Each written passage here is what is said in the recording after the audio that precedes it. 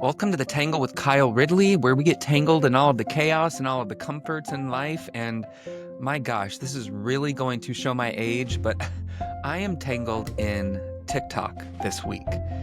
Yes, very overdue on this trend, but I recently joined TikTok. Figured maybe I would try it out, maybe boost the podcast a little bit and what I'm working on. And I am in a wormhole. It is addictive in some crazy and scary and fun ways, but I don't know if I should stay on it, guys. I feel a little lost with it. So my algorithm is not really set, I guess, at this point. The first couple days, it was all those people saying, this is how you get more followers and more likes. And if you're only getting 200 views, do this. And I'm not interested in that. I don't, the big, personalities that are so in your face, like, guys, this is what you have to do. Guys, listen up. If you want to do this, you got to.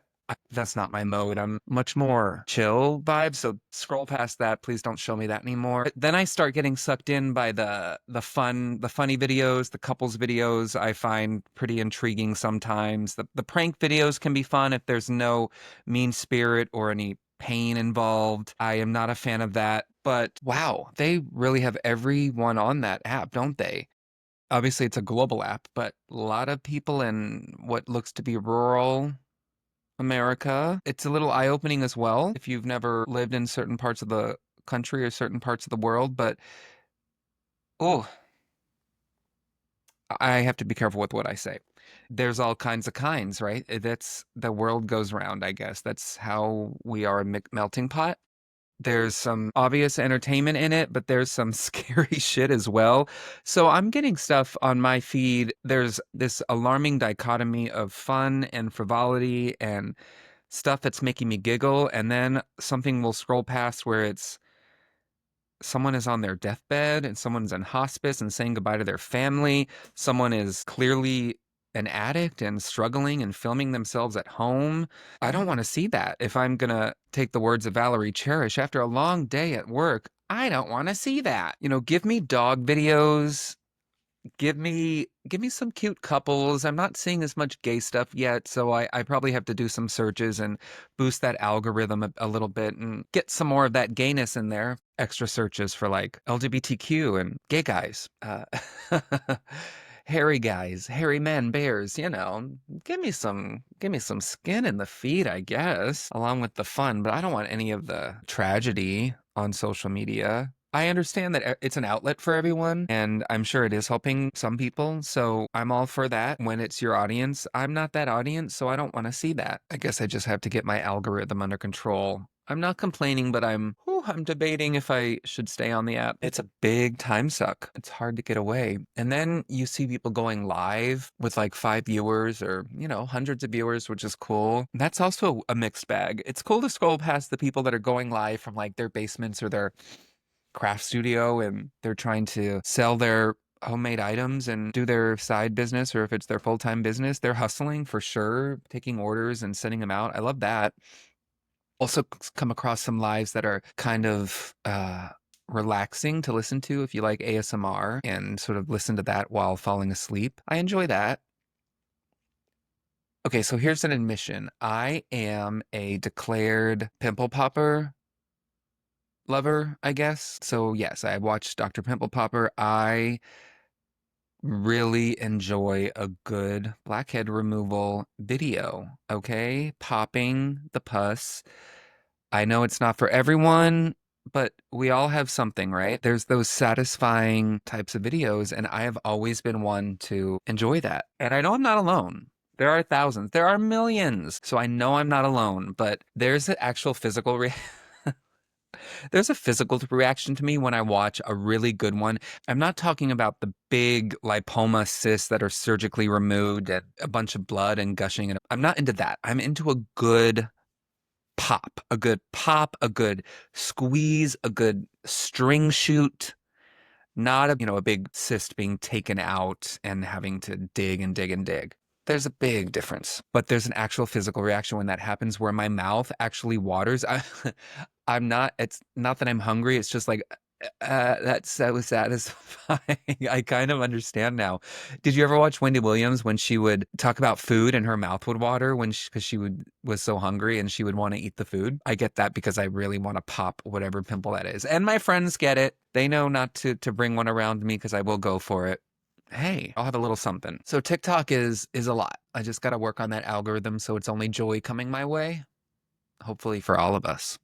But there's a lot of undercover stuff. I'm not into the sneaky videos. There's a lot of police videos, violence, arrests. I've seen like some domestic violence stuff. What are the rules on TikTok? Are there any? I don't know. I don't want to see anything extreme. And you might call it the pimple popping extreme. Come on, that's not what I'm talking about. Oh, I came across this woman who she was 21 and she's pregnant with triplets and she already has 7 children.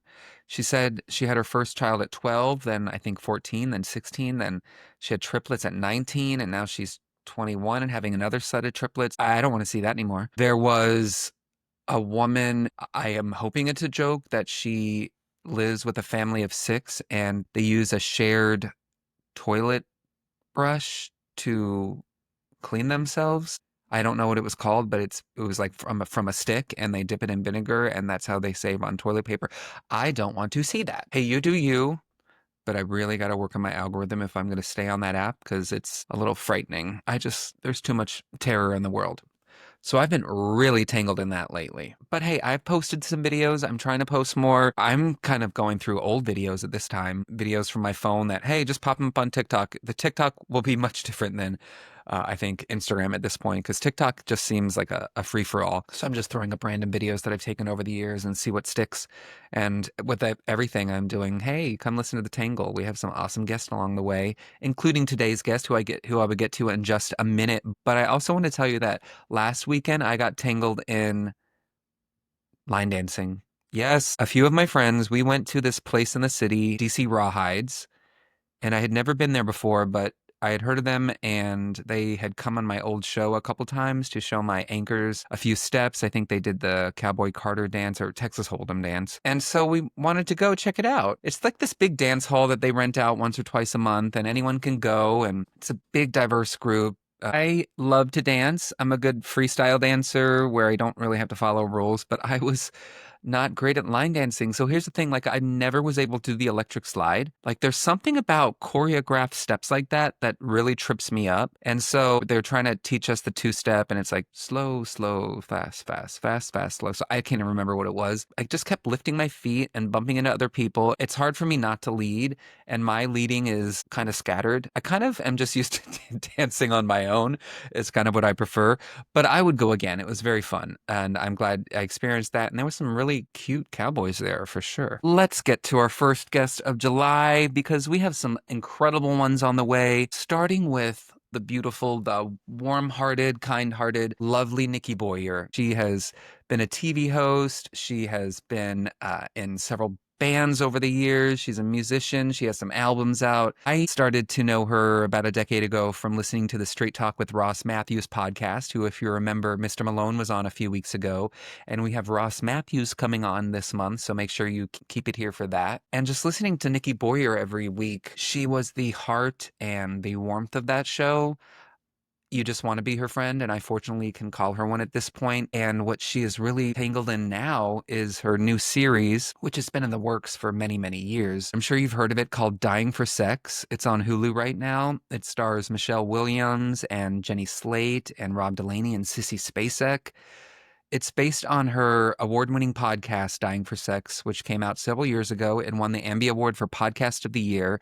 If you haven't heard the podcast, it was created when her best friend Molly was diagnosed with stage 4 cancer. It was her second diagnosis of cancer, and when she found out the second time, she learned that it had spread and it was incurable.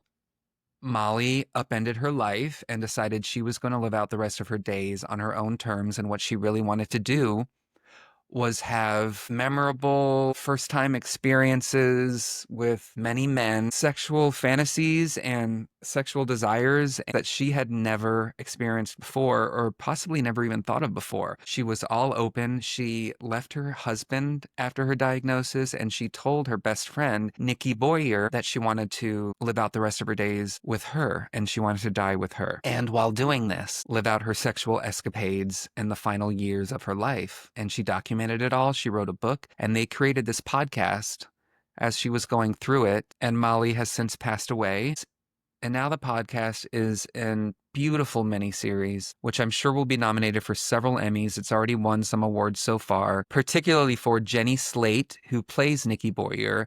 Such an incredible performance. I was crying, I was laughing, and checks this show out if you haven't already. It's on Hulu, 8 episodes. Everyone should be nominated. Everyone behind the scenes should be nominated. It's one of my favorite, if not my favorite show of the year. And you're going to love this discussion with Nikki. We get into not just the show, but her whole backstory, what she's up to now, her future projects, and of course, all her current tangles. It's a beautiful conversation for a beautiful person. Ladies and gentlemen, this is Nikki Boyer.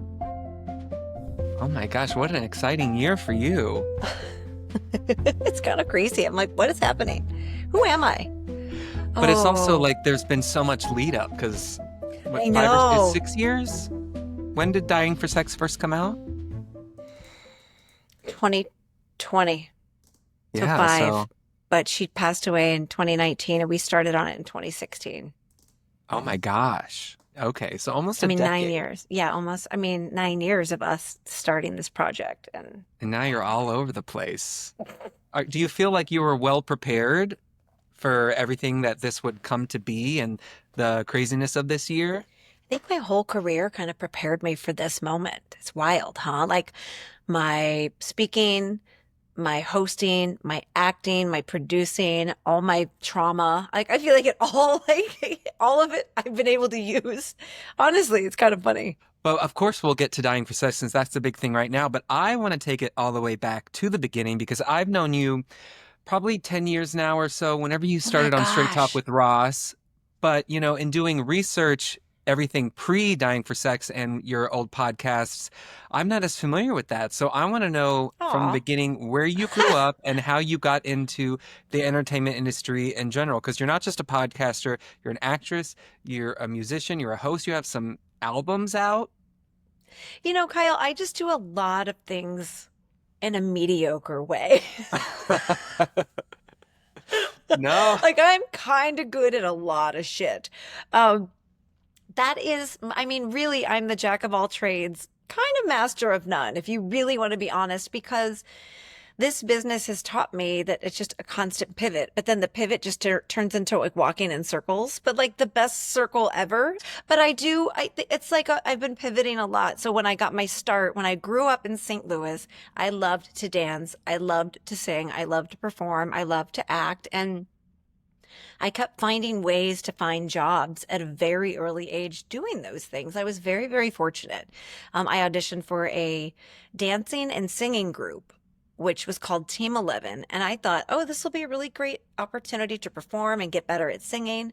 And that turned into my first job in television, ironically enough. So they decided to take a few of us from this team and say, hey, we want to try you on air during the cartoon time for the kids from 3 to 5 every day. So I slowly over 6-7 year period became sort of the cartoon girl. So my first job was in television learning how to read prompter, how to use an IFB, how to follow a tally light, how to be a public figure, which was very interesting to be 15, 16, 17 and be a little bit of a rowdy one. Like, I'm like, oh, I want to party and, do things I'm not supposed to. Was music your first passion, dancing and music? I think dancing was. Okay. Dancing is what got me into all of it. Yeah. And with a lot of dancers, they do branch into everything else because the dancing career is so short-lived. Yes, that's a good point. I knew I loved to dance, but I also loved sports. Like I loved to play soccer. And in fact, I got a soccer scholarship to go to college and decided to not take that scholarship and actually focus on the arts. I was like, no, don't give me free education. I want to pay for it. Right? So yeah, that makes sense. And then I went to a performing arts college. So to really look at it, Kyle, this is interesting. It really started with my dance career. That's what got me into the singing and the music and the arts. And it was really dance, to be honest. I was dancing when I was, 3.5 years old. That led to your first gig in TV. Yeah. And then you were hosting. Where does the recording albums come into play? I was interesting to see you have a few under your belt. I have been a part of so many random bands that I love, by the way. So when I was in college, there was a guy there at my school who had two brothers and a bunch of friends that all had a band, and it was called Super Funk Fantasy. It was like a disco funk band, and it was like they were musicians, right? Like they each played like three or four instruments a piece. They all sang. We had a horn section. When I tell you this band shaped my love for music and sort of my expression of myself, it was huge. And so all through college, I sang with a band called Super Funk Fantasy. So we did Motown original. We had an original album. We recorded like music videos. Like we're very artsy fartsy, quirky kids. And that was my first band, was Super Funk Fantasy. And I'm still friends with these guys today. And if you really dig deep on the internet, you can find Super Funk Fantasy. So do you still perform music sometimes? I haven't in a long time because my husband and I created a band called the Cardboard Cutouts. We did a good amount of songs and we performed a lot. And then I think honestly, COVID hit and it kind of decimated the idea of being out and doing live music. And to be honest, Kyle, like I got kind of old during COVID.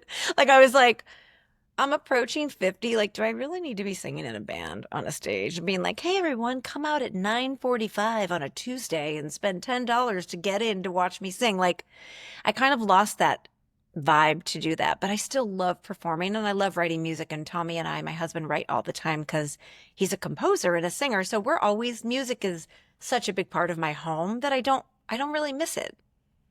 And he does a lot with, is it Lifetime or Hallmark? He does independent films, he does commercials, and his main, like how we butter the bread, is Hallmark Christmas movies. So anytime you see a Hallmark Christmas film, look for the credits and see if it says music by Tommy Fields. And if it does, that means he's probably in the next room creating Christmas songs in the middle of the summer. Is it fun? For sure. Yeah. And doing other research on you, but I did not No. know that you were married before like I was. Mm. Because I think you started Straight Talk, you were with Tommy. I was. Oh my Yeah. gosh, I was. You're right. I had to like dig back in the vault of my past. Yes, I was married and I was married for a little while. But I got married very young. I Yeah. got married, I think 24, which to me felt like a normal age because my parents were, grade school sweethearts. So I thought, oh, 24. Yeah. Yeah. I know what I want. And, yeah, going through a relationship and realizing what is meant for you and what isn't is probably one of the hardest things I've been through. It was very difficult because you still care about the person and you wish them well and you love them, but they're just not meant to be your partner that you walk through life with, at least not long term. So I used to have a lot of judgment about failed marriages, honestly, because I was raised in a family where everybody stayed together no matter what. And I learned very quickly, like, you get one shot at this life, so you may as well walk either loving yourself deeply and be kind of alone or walk with somebody that makes you better. But in the middle ground, no. Right? Like, yeah. Yeah, I was married. I was with someone for How long 12 were you years married? and 12. Oh, yeah. God. Married 8, together 12. But yeah, you wish them the best. And there's Yeah. kind of a bittersweet feeling when looking back. But yeah, not everything has to be forever. And not everything has No, to end tumultuously either. no, So no, that's you so just, true. you That's grow a good, apart. But yeah. also with what you just said about the middle ground, that also ties in with Molly because she made a Hmm. clear-cut decision of this is not what I want and I'm gonna go after this, which we'll get into. But before we get to Dying for Sex, I do want to bring up Straight Talk with Ross because you were on for 6 or 7 years, and that was really how I got to know you, those weekly Oh, podcasts with you and Ross Mathews and Mr. Malone. So you met Ross in entertainment hosting? I was on the red carpet. I believe I was working during the day and going to the Golden Globes at night for my ex-husband's show that was nominated. And he was working on the red carpet too, I believe. So I met him. There's a photo of when we first met, and it was like hours after we first met. But I believe I wrapped my leg around his entire body and said, "We're going to be best friends." So I don't think I gave him much of a choice. You just knew. I just met him and I knew he was my people. And here we are, gosh, I mean, many, many years later, and we've been through relationships and marriages and a lot losses of parents together. I married him in Wellington and he married me and Tommy. So we all married each other, which sounds very polygamous, but it's not. But we just like he's just one of my favorite humans. Yeah, you guys really became a family, and that core unit of you three were just fantastic. I know it's hard to describe the podcast because you really had a lot of inside jokes and hilarity that not Right. everyone would get, but the people who listened, it really was a family. And then those special episodes where you would reveal your losses that you were going through Yeah. and health battles and, Ross losing his mom and splitting Yeah. up.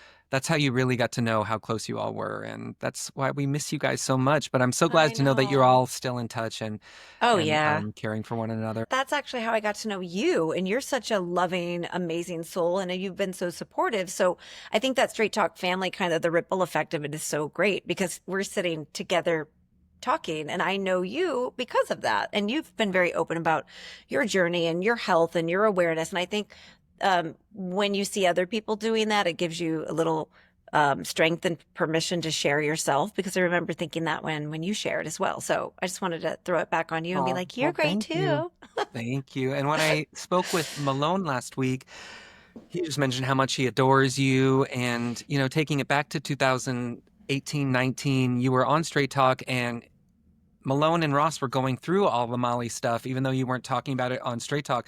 They knew Yeah. everything that was going on behind the scenes. And he said that he felt like he, in a way, was your Nikki throughout that whole time. Like you were Molly's Oh, Nikki and he felt like he was your Nikki throughout that time. So oh, that's so let's get sweet. into the dying for Yeah. sex. So Okay. you were going through all of this in 2016, making the podcast Dying for Sex. And this was during her second diagnosis. So were you Yeah. with her during her first diagnosis of breast cancer? I was with her. I wasn't as enmeshed with her and like in it because at the time she was, I think, trying to keep her cancer. I hate to say the journey. It was her least favorite. She'd be like, "It's not a journey. Like, don't call it her cancer experience." That's better, right? Her cancer experience. Kind of private. She was keeping it really to herself. She went through her double mastectomy and her chemo, and she was just not keeping it private from me, but I just kind of held that space with her and we communicated a lot. But she was in the doctor's offices a lot, and her husband was really guiding her through that and helping her through that. And to be honest, I had been through cancer so much with my brother was diagnosed twice with it. My dad passed away from it. It was not my first rodeo and I'm not taking away from Molly's experience, but I very much was in the idea of like we're going to be in this together for the long haul and we're going to figure this out. Like even though I had lost people from it, I'd also seen people live with cancer for a very long time. So my experience with cancer kind of gave me a little bit of an armor and possibly some denial, right? And how long had you known Molly before she was diagnosed? Oh gosh, I met her like maybe within the year that I moved to LA. I was maybe 22 when I met Molly. I was a baby and I had just moved here when I was 21. Her first diagnosis came, I think, in 2011. So we were 13 years into our friendship before she was diagnosed with her first breast cancer, which was, um, misdiagnosed by our shared OBGYN that we had. So why I bring that up is not to be like, doctors suck. Doctors are amazing, but you are your own advocate. And I really think back to what would have happened if Molly would have gone for a second opinion. And so anyone out there who feels something or has a feeling about their body, I'm just a big encourager of second opinions. Go get it. Go get it. Pay out of pocket, pay it off in time. Just figure it out. Go get the second opinion if your gut is telling you that something is off. And the frustration with misdiagnosis is portrayed in the show through Jenny Slate's character. So, 2016, you're going through the podcast. So she's in her second diagnosis with breast cancer and she learns it's stage 4. And this is how we open the series of Dying for Sex. You were involved in the writing and producing and on-set through most of the filming, correct? I was not a writer, like a physical writer. I was in the writer's room on occasion. I worked very closely with our showrunners, Kim Rosenstock and Liz Merriweather.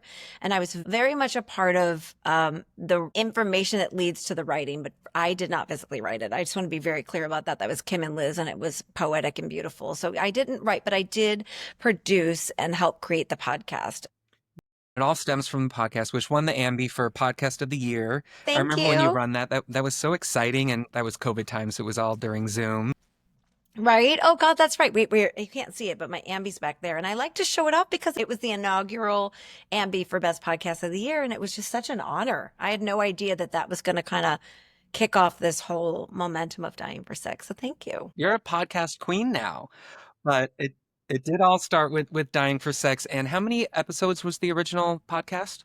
You know, we started with a production company. A friend of mine had a production company and was like, hey, let's get you and Molly in the studio. So I produced originally 10 full episodes of Molly's sexcapades. Like it was just about the sex and the fun. And also it was about the cancer. We did go there, but it was really about the kinks and the fetishes and the fun and the guys. And we always thought there'd be a season 2, Kyle. We really did. We thought there'd You be a really season did. 2. Yeah. Because for those who aren't familiar, by the end of the season, she has passed away. But no one knows. Right. Exactly. No one, yeah. In the podcast, we kind of like to keep it. I mean, I think of it as we try to keep Molly alive as long as we can, right? So we're kind of holding this little secret of, is Molly going to make it? Because I think we wanted to take people on the journey of walking right up to death's door and taking them through the experience of getting to know her, falling in love with her, understanding her journey, and then letting go of her as well. And if we revealed that too early, we were afraid that the listeners wouldn't get to go through that real arc with her. And I think we accomplished that. My amazing producer Stephanie Jens from Wondery helped me. I mean, she crafted that whole story arc for me because I was so in it, Kyle. I had a hard time kind of understanding what the story was sometimes because I was in the story, right? Yeah, how was that recording during such a intense, vulnerable period? Because as is shown in the series as well, you, Jenny Slate's character, really had to be strong for Molly, really tried your hardest to be strong for her. How was it recording together, knowing she was going through all of this? I loved it. I loved it because we felt so alive, because we were working together and we were on a project. Molly and I were so desperately wanting to work on something together, but we never could figure it out because she was, she wanted to write a memoir and was a poetry writer, and I was an actor. And we were like, how do we merge that? So in 2016, when I said to her, your life is very fun right now and also very tragic. And I think there's a show here, and I think it's called Dying for Sex. We were so excited to be working together and to be doing something creative together that it kind of put a pause on the cancer, and it kind of it put a pause on the cancer and also gave a real purpose to the cancer. And I know she loved knowing that the pain and struggle she was going through felt like it had a creative purpose. Was she always like that, all in, no reservations, or was that really the cancer that sprung all this change? Specifically, obviously, leaving her husband to go on this sex adventure and experience everything she hadn't experienced and have an orgasm. But were Yeah. there any reservations with her sharing it with the whole world? When I first met her, she was very much a wallflower. So, and I'm not paraphrasing. I'm actually using Molly's words. It's like the gift of cancer to her gave her the I give no fucks. And I don't care anymore what people think about me. And I don't care how my life looks to other people. I am going to live the rest of my life the way I want. And I know that deep down, I think she wished she could have had a sprinkling of that maybe earlier in her life, but that's just not how life works. Sometimes the stakes have to be high to ignite change, right? But Molly was not always that bold person. She grew into that person after her first cancer diagnosis, and I think really shed the skin of like people pleasing and wanting to be liked by everyone. And I think that was a real growth process for her. So no, she wasn't always like that. And by the end, when she passes away and you're left with this project by yourself, Just wondering how you felt at the end because you were having such positive feedback and global success and people contacting you everywhere, but you didn't have your best friend by your side to share it with. I know. It was, I don't even know how to describe it because I miss her so much, but there is a weird feeling that she is just very enmeshed in my body and in my soul and in my mind. And I know that sounds a little airy fairy and a little like dramatic, but I have been kind of losing her for the last 9 years, even more, right? A diagnosis, what does that mean? A second diagnosis, what does that mean? Our last recording in the podcast studio, our last normal lunch together that I remember where we went and what that lunch was like, our last moment in the hospital. And then she passes, and then I have this gift of telling her story. And so it's like, she is gone, but the spirit of her is so within me, and I am eating, breathing, drinking, sleeping, loving Molly all the time, which was her secret dream. She was always like, I'm the most important person in your life, aren't I? And I was like, well, yeah. And she's like, no, the most, right? Now I'm like, bitch, you are the most, like literally you are all I do. So her sort of dream, her sick, twisted little dream of like, I'm going to be the most important person kind of came true. But when I started getting the rough cuts, Kyle, of her episodes and I started seeing little pieces of the show, with each one that I would watch for the first time, there was a new grieving process and a new letting go. So I feel like I have been saying goodbye to parts of her for so long. Yet at the same time, the legacy, like with each goodbye, the legacy gets bigger. So it's this real, like, like, there's two separate things happening at the same time. There's this deep grief and letting go. And then there's this like expansion of her story all happening at the same time. So I don't think this is a normal kind of grieving, I would probably say. Well, I think you are the most important person in her life as well, for sure. As is, she She, shows in yeah, the series that yeah. she wants to, die with you. I know she was really very clear about what she wanted her death to look like. And I think she looked at it as like her final project. Like, what do I want this to feel like and look like? And who do I want around me? And she was very clear with her boundaries and her ideas and her thoughts around that. And that was a life journey to get to that point for her. She worked And was hard. the TV series after the podcast always a goal? Because she signed over her rights to you, right? Her life's Hmm. rights. To be honest with you, yes. The answer is yes. I kind of get wishy-washy about that because I don't know. There's something about taking ownership of like that was the goal. That was always the goal. It was a goal when we first came up with it. I said, I think this is a television show, but the podcast idea came from just grasping at ways to like, how do we get this down on paper? How do we express this? And Molly was a true storyteller, and really the only way to tap into the vibe of Molly was to either put her on camera or get her voice recorded. And my friends from this production company were like, let's just get into the studio. Like, what are we waiting for? And so I'm so glad that we did that because we recorded, I think, 4 or 5 times, like 4 or 5 hours at a time. And by that last one, I noticed that she was growing more tired. And I didn't realize that she was about to get very, very sick. So I'm so grateful that we recorded when we did and didn't miss that opportunity. And then we continued to record in the hospital as well. And there was pretty high interest right away from TV studios, right? Yeah, I mean, thanks to Wondery. Honestly, Wondery and Aaron Hart and Hernan Lopez, who was the CEO at the time, came to the hospital to meet Molly before she passed away. And then as soon as Molly passed, we took months to create the Dying for Sex podcast, and we released it almost a year to the 1 year anniversary of her passing. And immediately, I think Kyle, even before the show was fully out into the world, I was taking meetings with showrunners because people were so riveted by the honesty and beauty of Molly. And the series is beautiful. All 8 episodes are on Hulu. Michelle Williams stars, Jenny Slate stars. It's already won a lot of awards so far. I'm sure it'll be nominated for a lot of Emmys. When you heard that Michelle Williams was cast, how did you feel? And then the same with Jenny Slate. But I also read Michelle really fought for this role. She really Yeah. wanted it. She listened to every episode of the podcast and then thought she wouldn't be able to do it due to scheduling, but then it worked Yeah. out on her end. So tell us about that whole casting process and your reaction. It's interesting to be in my seat as an executive producer that's a non-writer, right? But a creator. So you get information from your showrunners and sometimes from the studio or from your agents. But I was just oddly patient and very chill. Like I'm so type A, but I don't know. There was just something in the air for me that made me just relax and let go. And I feel like that was maybe Molly being like, chill out, lady, like relax. It's going to work out.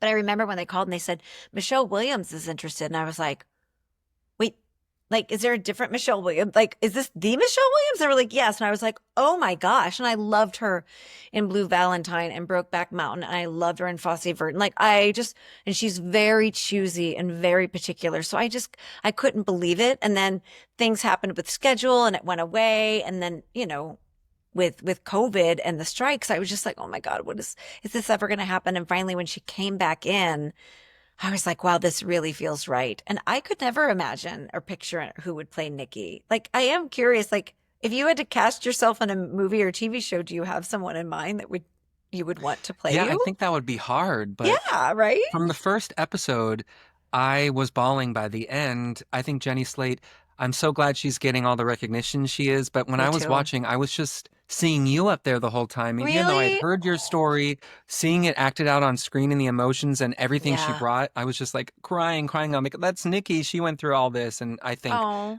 she was yeah. just stellar. And I love her. how have you grown connected with her specifically?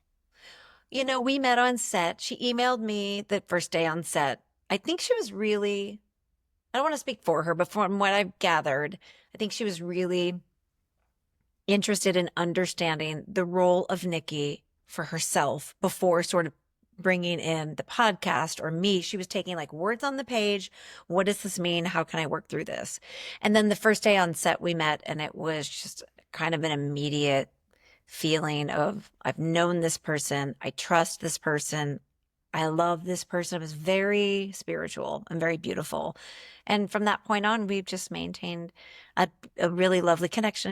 She's fantastic and hilarious and so much depth. She's so loving. And the night that she won the Gotham Award for Best Supporting Actor in a Limited Series, I could not contain myself because I had so much pride and like I was so blown away by all the work that she had done and that it was being recognized. And it honestly really didn't have a lot to do with me. It had more to do with Molly. And I was just Jenny Slate, there is no one better for the role of Nikki to Michelle's Molly than Jenny, for sure. Yeah, a lot of people think of her as a comedian, but she's a fantastic author. I've read both her Isn't books. she great? I Marcel the know. Shell. I know. Yeah, she's just stellar. But yeah, I do want to mention two other standouts in that show. So I want to talk about Rob Delaney, who just Ugh. blew me away. I like his character is a little strange, but like I fell in love with him, and he had such heart. And that's based on an actual person. So Neighbor Guy, which I think is hilarious. I always laugh when I see Rob. I'm like, I would love that like this really well-renowned actor is playing Neighbor Guy. I think it's hilarious that he doesn't have a name, which is so apropos. It is so what Molly did. We named people just random names. Um, but he's kind of based off of the desire for Kim and Liz to give Molly a love, right? A love story. But Molly did have a love story that I have kept private that I told Kim and Liz about that I wanted to protect everyone's anonymity. There was a little bit of a love story brewing in the hospital with Molly in her last months. And Neighbor Guy is also a combination of like three or four other men that we kind of merged into Neighbor Guy, which I think was actually really perfectly done. And I commend them for having the idea to do that. It was a really beautiful story arc and I loved it. Take me through finding out Sissy Spacek was going to play Molly's mom.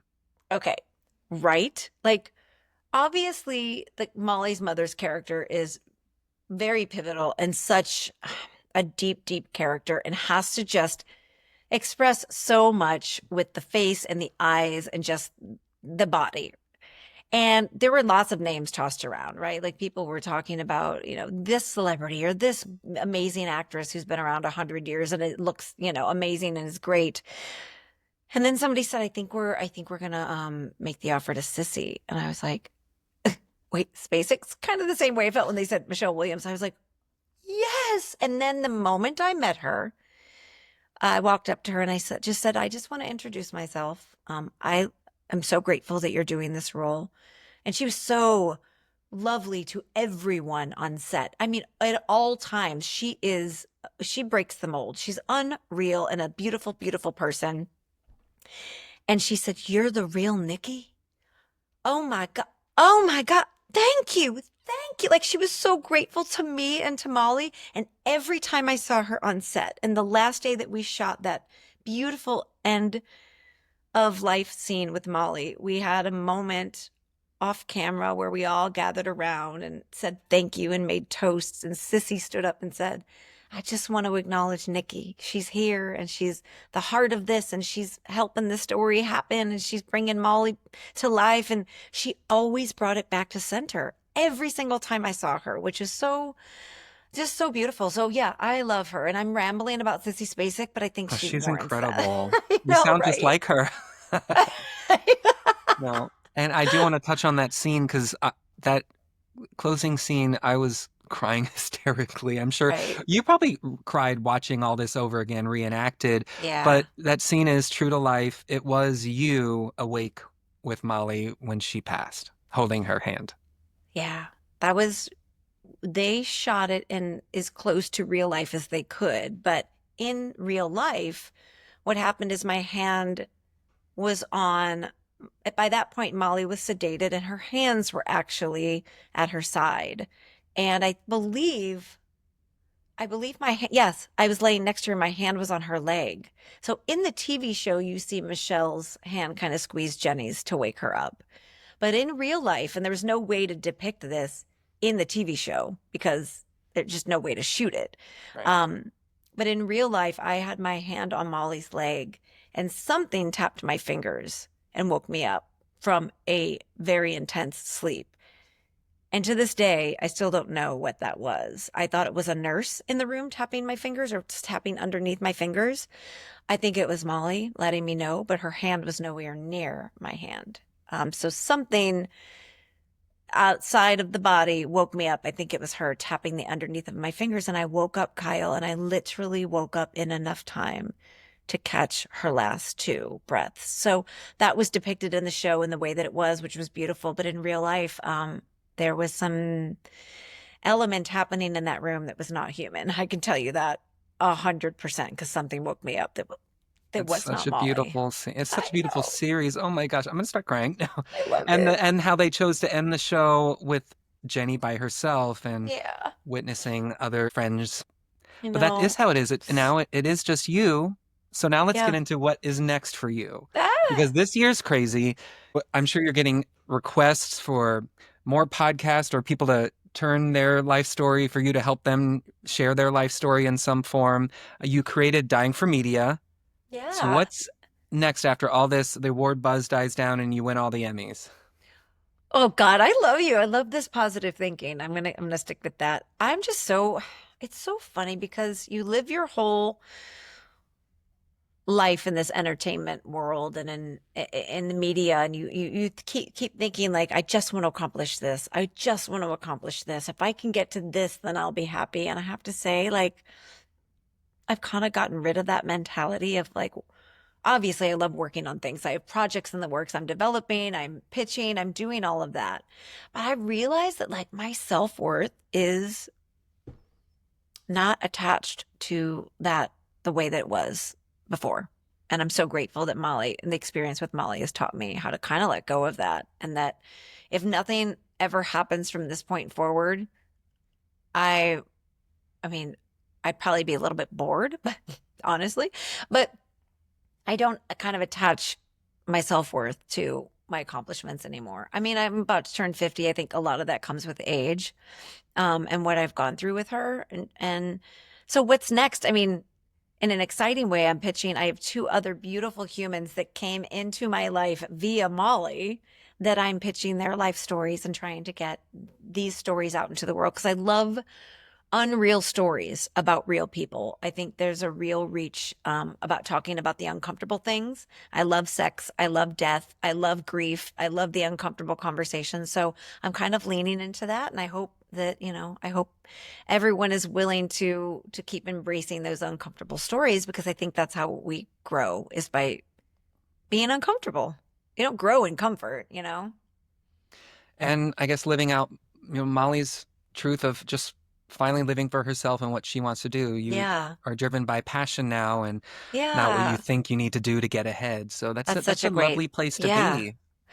No, I feel so grateful to be there. I have this great little home in La Quinta down near Palm Springs. My husband is my favorite person in the whole world. I have a great friend group. I'm so lucky to be experiencing all of this. So I'm just like, I used to say, like, I'm grateful. I'm in gratitude. I'd say it, and I just kind of would hope that it would find its way to me, and it has. I feel so happy and so grateful. And it's filled with grief and sadness and sorrow and loss at the same time. They don't exist without each other. And I think I finally figured out that it's like a mix. It has to be a mixed bag. It's never, I mean, they're just always swapping places, like gratitude, grief, depression, exhilaration. Like you can't have one without the other. So I just welcome all of it. And I know that everything is also temporary. I've learned that so well. It's all Well, I'm temporary. sure you're always inundated with people that have connected with your story and Molly's story because dying for sex is lifelong. People are Yeah. discovering the podcast right now or discovering the Yeah. TV series. So, and I'm sure it's just a lot of gratitude coming your way. It is. And a lot of connection, people sharing their stories, and metastatic breast cancer patients, and saying thank you for showing, this may not be my story, but it's our story as a collective. And people saying that they've been cracked open and that they're going to have conversations now around grief and death that they wouldn't have had before the show. And people having sexual awakenings and being like, yeah, like, let's go. The layers of people that have been affected by this podcast and this show, I'm so proud of her. I'm so proud of Molly. Oh, I'm gonna cry. Nikki, we're all proud of you. My Thanks. gosh. And of course, Molly does have a memoir out as well. What's it She called? does. It's called Screw Cancer, Becoming Whole. Basically, she started it before she went into the hospital, but she wrote the majority of it while she was dying in her hospital bed, Kyle. And it was her dream. And I do believe it's kind of what kept her alive, was writing that book. So if anybody is interested in sort of, it's like a novella, like a love story about life. And it's a little bit of a darker read. It's very honest and very earnest and very beautiful, but it's called Screw Cancer, Becoming Whole. Well, before we go, we talked a lot about heavy stuff, so we don't need to get into any frustrating tangles, but what are you currently tangled in that you're loving right now? Oh my God, I could have done a whole show on this. So, okay, oh my gosh, I have the worst taste in television. I either am watching super highbrow, like really, like, just really smart television, or I'm like watching like bottom of the barrel rot your brain. So last night, um, 90 Day Fiance, obsessed with Sarper and whatever the girl he's married to or getting married to. I'm obsessed with all of the stories. I'm obsessed with the tell-alls. I love Hunt for Love. Um, these are all like, and then I just finished The Valley. I know there's a couple more episodes, so I watched The Valley. I do occasionally dip into The Housewives when I'm doing laundry and I can kind of numb my brain. I also started The Rehearsal, that show. That's great with Nathan Fielder. Yeah. Yes, fascinating. Interesting. And then I Fascinating. just finished the documentary about Karen Reed on HBO, Oh, and I'm there's a kind of lot of following talk that about that. trial. There's a Yeah. lot of So talk yeah, I about that. love reality. I mean, it goes back to real people. I love stories about real people. Well, we all need time for some mindless stuff to tune on while we're on the couch. Brain. So, I love brain rotting TV where you just like engage in somebody else's story. It's so good. well, Nikki, thank you so much for joining me. This has been such a pleasure. I've been looking forward to it for so long, and I love, Kyle, love, love the oh, series, and I'm sure it's going to be thank not. you. When do the Emmy nominations come out? July? July 15th. So we will find out. Yeah. Hopefully, there'll be some exciting news to share. And I just have to say to you, you have been such a loving and constant support of me and my career, even when nobody was talking about it, nobody cared. You were still like getting me featured on shows and helping me book myself on like morning shows on the East Coast. And you have just been such a steadfast, lovely human. And I hope that I could do the same for you at some point. I just want to say thank you. You've been like a ball of sunshine. Thank you. Oh, you've been such a comfort, and I'm so glad to be able to know you face to face now. I used to just feel like you were such heart over sound, over voice on the Oh, podcast, and now to be able to like be face to face, it's so special. And you're exactly who I always thought you were listening to your voice. Yeah. that's really sweet. You're so Thanks for warm, you're saying so that. special, and Jenny Slate did you Oh, justice. She did you love that justice. woman. Yeah, thanks for saying that. So, yeah, if you haven't watched the show, go to Hulu, watch the 8 episodes. I would love to hear what you think after you finish it. So, if you hit me up on my DMs, I will respond at Nikki Boyer on Instagram. I love to hear the feedback from people. So, please don't be afraid. And listen to the podcast because you added bonus stuff to the podcast, Oh right? gosh, yeah, there were 3 episodes where I got to interview our showrunners, Rob Delaney, Jay Duplass, who we didn't get to talk about, and Michelle and Jenny. And these interviews are just like so heartfelt. So if you want to listen to Dying for Sex, the podcast, it's at Wondery, and then you can go to the bonus episodes and listen to that as well. Hmm. Always creating. Thank you so much, Nikki. Kyle, I adore you. Thanks for having me on your show, and good luck with the show. I just love Nikki so much. Again, listen to Dying for Sex, watch Dying for Sex. You could go check out Straight Talk with Ross, that old podcast she was on that I listened to for many years. She has other podcasts coming up. She has other possible TV shows that she's working on right now. Just make sure to keep up with Nikki Boyer wherever you can. She's on Instagram. Give her a follow. She is very responsive. She's just a sweet, kind person and beautiful all around, inside and out.